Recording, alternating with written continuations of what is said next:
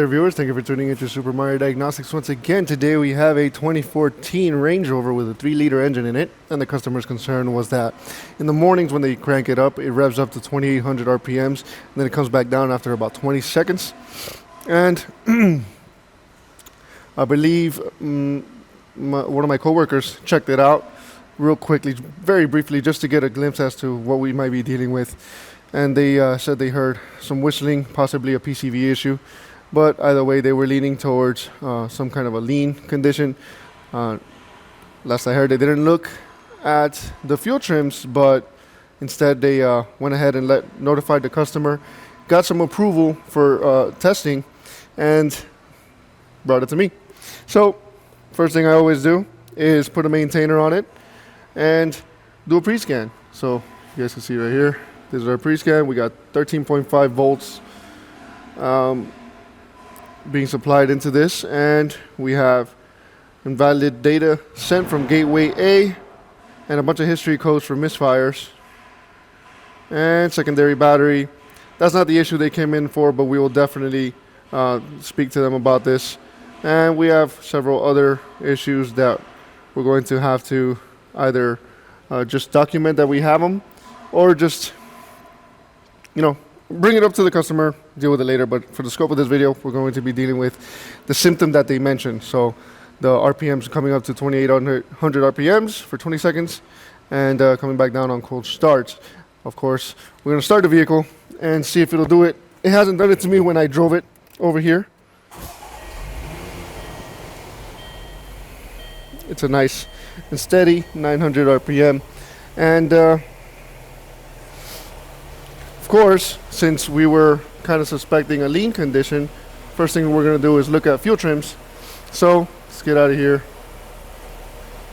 and go into the powertrain control module and go to live data.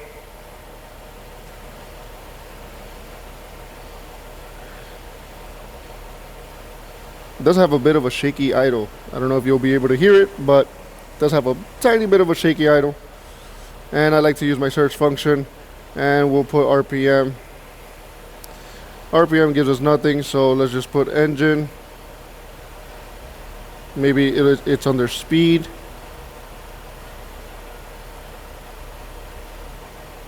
And we're not seeing it, my goodness. We're seeing everything but that.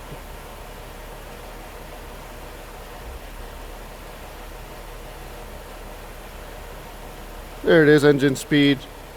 We're gonna search again to see if it has trims. Okay, we have long-term trim, sky high at 30%. We're gonna leave the short terms alone for now. We're gonna put show selected, and I want to put graph this. Graph all of them and increase our time base. And I'm just going to mildly throttle it to see what happens with the fuel trims.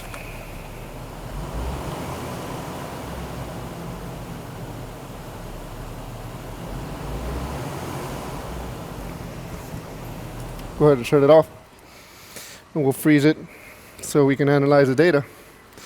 So we could see here, I hope we can see clearly, that as our engine RPM raised, our long-term fuel trims came back down to close to 9. But either way, the point is that they corrected with RPM. So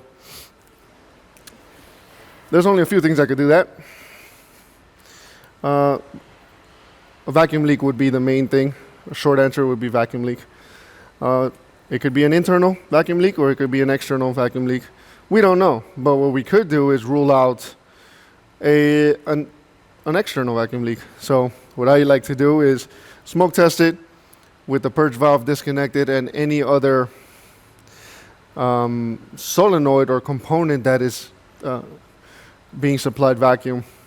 But I believe for this one it's just the purge solenoid, if I'm not mistaken. There may be a secondary air system, but I doubt it. It's a supercharged system. But before we smoke test it, we just want to listen.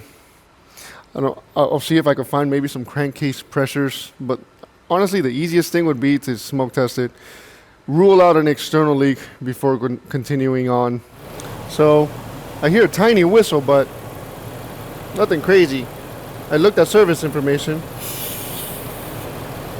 There's a good amount of vacuum on that crankcase, on that oil cap, but not as bad as I thought it would be. Looking at service information provides us very little information, so we're going to have to smoke test this anyway. So I'm just going to shut off the vehicle and we're going to use this on it. Bought this not too long ago. Autool SDT-206. So far I love it, but that's what we're going to use. Let's go ahead and install it and we'll get on our way. Alright, so we can take off this beauty cover and set that aside.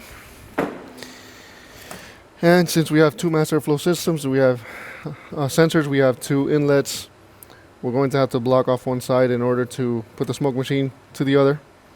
So let's go ahead and do that. Looks like we have some 7mm clamps here.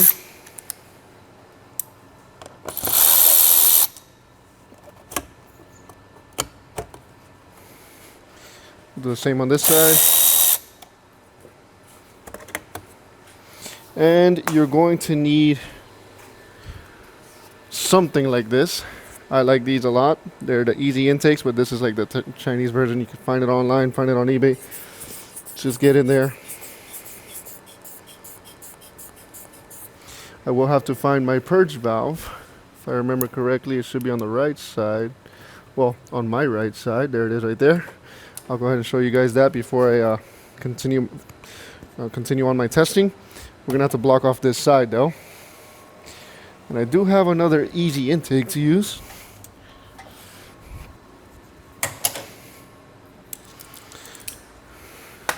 And basically what I'm doing is installing it and then clamping down the inlet to it. Make sure it's nice and snug, it's not going anywhere. Make sure all of our other clamps are nice and snug. Now the reason why you have high fuel trims at idle during a vacuum leak is because unmetered air is entering the manifold. And those two sensors pick up on that and it reads lean. But they go away, corrects under load because when that throttle blade opens, we are getting closer to atmospheric pressure. So very low vacuum. A vacuum leak will hide itself pretty well under low vacuum. So this would be a little bit different if it was like a BMW where there's very low vacuum in the manifold. So anyway, going to hook this up. That's what I love about this thing. You just hook it up to the car. You don't need to use an external compressor. And done. It's pretty good for mobile guys if that's your thing. And let me make sure hooked up properly because we want to maintain our battery. This vehicle is like pulling. Let me see. Oh man, we're planning on changing that compressor soon, so hope you guys bear with me. All right, so we are almost, I believe we are tied in with our smoke machine, right? And let's turn this sucker on. Now this manometer, I don't care for it. I just care for the smoke output. So me personally, I like to take the oil cap off since that's one of the things that comes on and off on these a lot. So I'm not worried that the oil cap is leaking because of how often it comes off. So that's usually where I like to do. Take that off, wait till the smoke comes up, and then conduct our tests. But this thing puts out like 15 psi in a sealed system, so I usually keep it between the 2 and 3 mark, and I found that gives me enough time to prevent any kind of pressure from building up. You don't want to go crazy, even though this thing provides boost over at least 5 psi. I know, I'm not sure the spec, but there's at least 5 psi going into boost here. Now, once I see the smoke, I'll put on the cap.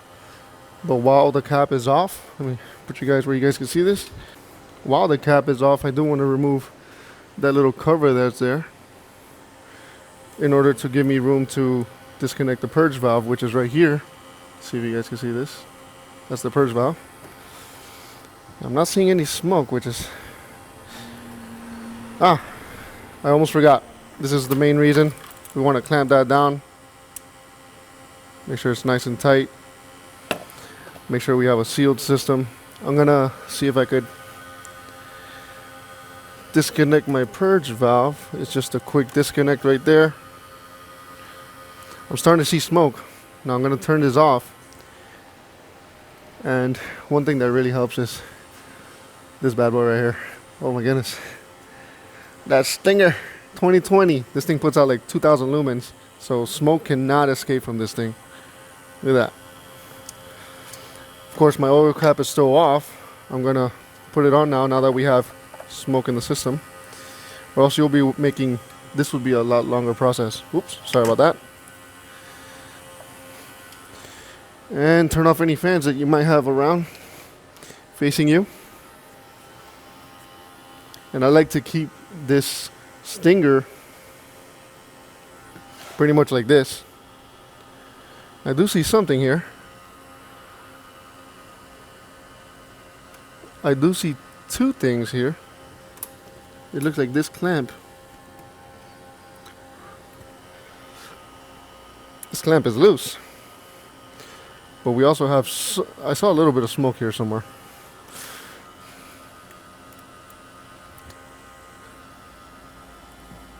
I'm gonna put my light down, see if you guys can see this.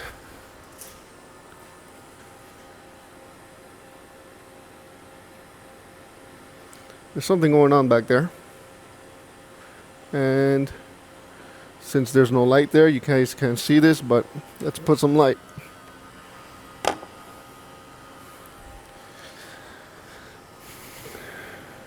Tell me what smoke is gonna escape that light right there. I gotta tell you, I didn't care for stream light until that came around. Oh wait, we got another one. This thing has 3 leaks so far.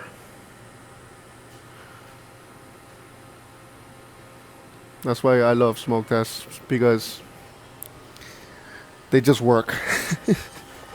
But anyway, I really want to know where this is coming from. And if there's anything else. My purge valve looks to be good. So that's good news.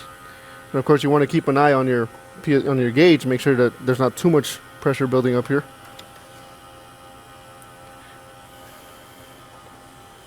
But yeah, this is a mass airflow system, so any leak, any unmetered air is not going to be good. Oh yeah, there it is. Okay, so let's put you guys over here. You guys can see this.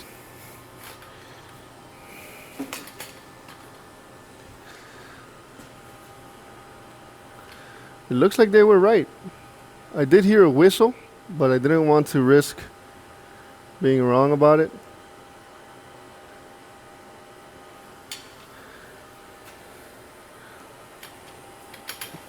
It is not that easy to see from here, but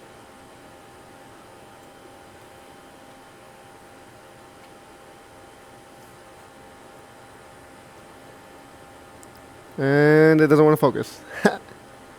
Just when it needed.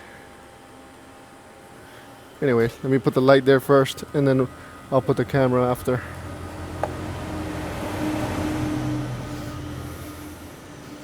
That PCV diaphragm is torn, in fact. Wow, I do apologize for the shaky camera. Check that out right there.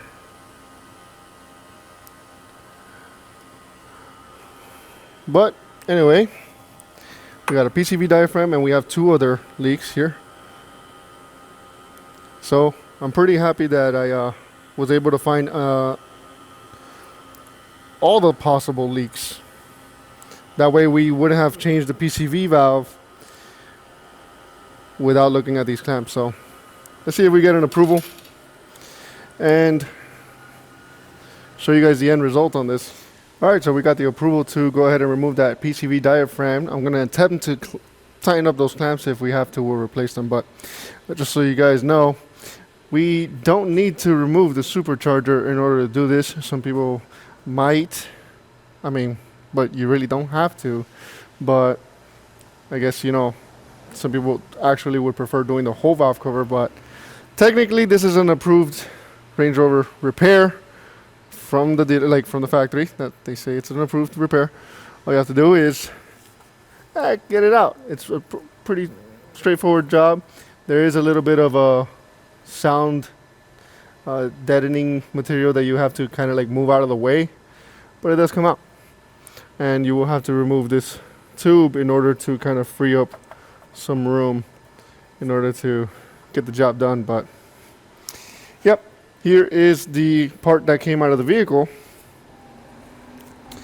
and in plain sight it doesn't look like a big deal. We flip it around and see that right there? Nice little slit. So in plain sight, anybody would have missed it, but the smoke doesn't lie, so that's great. But yeah, that's the diaphragm, and don't forget your spring. And this is the new part, for those of you who are wondering the number. Bam! New cap, new spring. New diaphragm. And we're just gonna put that sucker in there and redo our smoke test, and then of course we're gonna have to reset adaptations if that's an option. But being as this is like a glorified Ford, probably reset cam. If not, we'll clear the codes and check our fuel trims once again and call this one fixed. So stick around. Alright, so we got our new part on. There it is right there. Everything went pretty smoothly. You gotta be careful, take your time. Don't rush, because you will break stuff. But now we can go ahead and do our smoke test once again. And it helps to turn on the switch. And I have mine still unclamped. I'm gonna wait till the smoke comes out of here. Basically the same routine, nothing different. And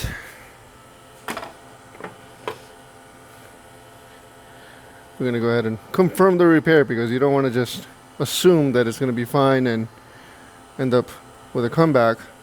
You want to make sure that everything is sealed before you put it all back together and hand over the keys to the customer with a happy face, because the last thing you need is a comeback. So there is the smoke. I don't know if you'll be able to see it. So let's go ahead and clamp it. And use the stinger. We should be able to see the previous leaks that we had. There we are.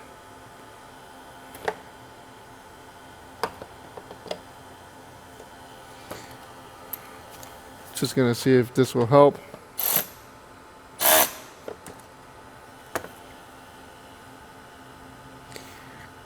It helped slightly. That could be smoke lingering around.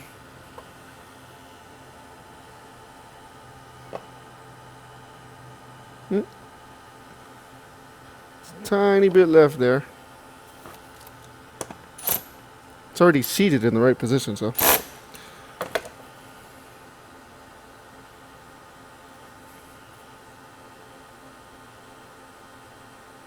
Looks good.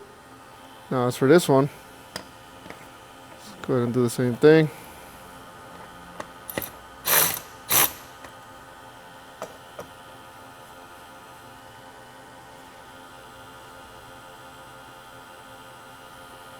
Tiny bit left there.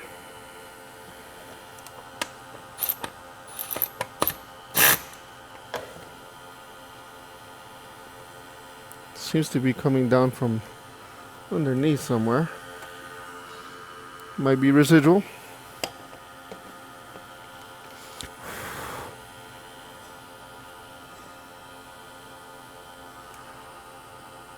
There's still something there.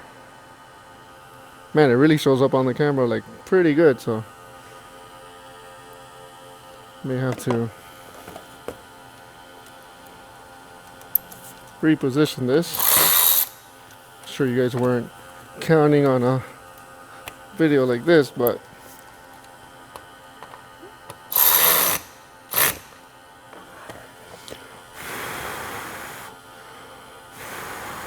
sometimes it helps to put a fan in here just to get anything out of the way.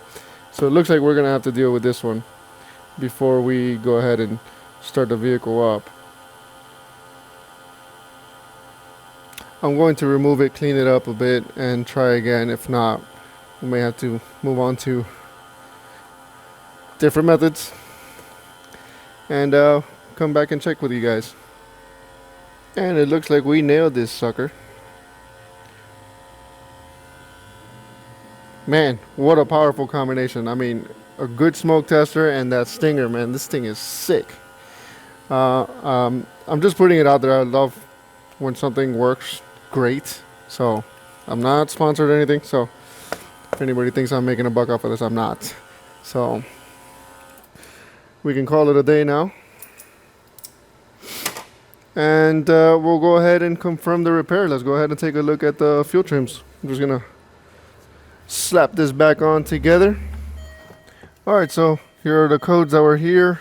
These are misfires because of the lean condition I'm certain of. And took a while to get the approval to do everything, but we're finally here. Let's go ahead and clear these codes. Hopefully it will reset our trims as well. Temporary code. Let's see if it'll clear after a second clearing. Okay, so it won't. That's fine. We did notify the customer of that, but we'll deal with that off camera. But for now, let's go ahead and see if our live data will show good fuel trims confirming our repair, because we do not want to release this vehicle without confirming the repair. So let's go to trim again. And not sure if that means that it reset. Usually if I reset it, it shows 0, but anyway. Speed, engine speed, RPM, and show selected. Let's graph them all, and I like to put ×4 on the x-axis.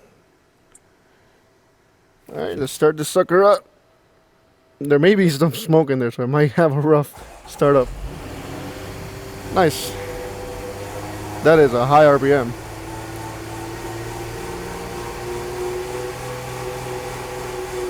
And probably due to the smoke.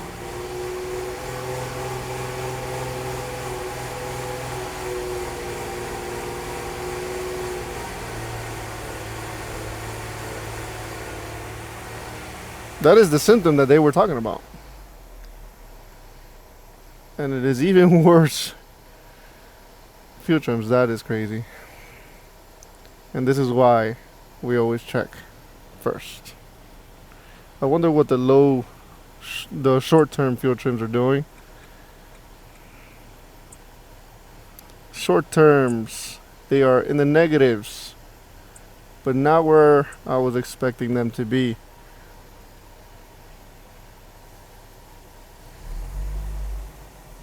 It is behaving like a vacuum leak. Hold on. Don't tell me I did that. Hold on. Oh no. I bet you guys remember. I bet some of you are just screaming at me right now. Oh no. Oops. It would help to connect the purge valve. But the purge valve, I'm disconnected at the fuel tank side. There should be no reason for that to make a difference, because the purge valve is connected and closed. Huh. That can't be it. Am I missing something here? It's things like this that make you wonder what's going on. Let me see if there's something else I could do on the scan tool, like reset adaptations or whatnot. but knowing Range Rovers, they don't give you any access to anything. So let's go back. Active test. There's not going to be anything.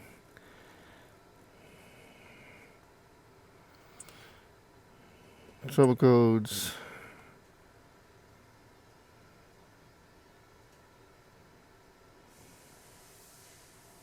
No trouble codes. That is so weird. I may need to go on a test drive. Some of these things, man, they act up until you go on a test drive. I've seen that happen several times.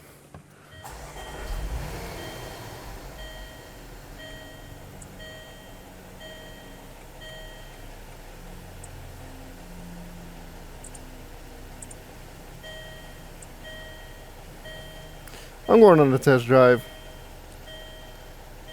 and I'll be right back. All right, it is the next morning, and you know, the symptom was first cold start in the morning, so let's go ahead and give this another shot. I went for a test drive yesterday at the end of the day, and fuel trim's improved, but yeah, let's go ahead and see where we are. I already have my scanner set up. Actually, I never changed it. I just left it like that. Let's go ahead and check to see if the concern is gone.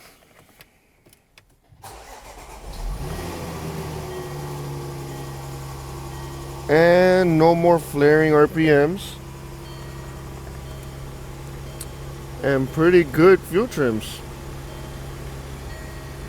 Now that I am happy with. So yeah, just a friendly reminder. Yeah, so far so good. Friendly reminder, if you're using an aftermarket tool, you probably won't have a way to reset the fuel trims unless you do like a cap discharge. I didn't want to do all that. Go for a test drive. I did a long test drive, and you'll see the numbers decrease. So no more symptom, and you'll see the numbers decrease, and don't freak out like I did.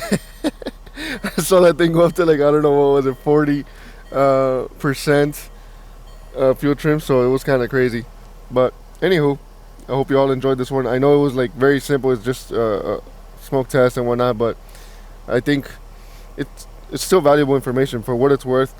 Remembering the test drive is a huge it's a huge deal, because you'd be surprised how many cars do this. It even exhibited the symptom when we first started it because of the saved fuel trims. But go for a test drive before doing anything, before calling it done. You should be doing a test drive anyway, and then a post scan afterwards. Make that a habit. But yeah, don't freak out. If you see something after the repairs, go for a test drive. Another thing you can take away from this video: get a good smoke tester and a very powerful light. And I'll catch you all on the next one. Thanks for watching.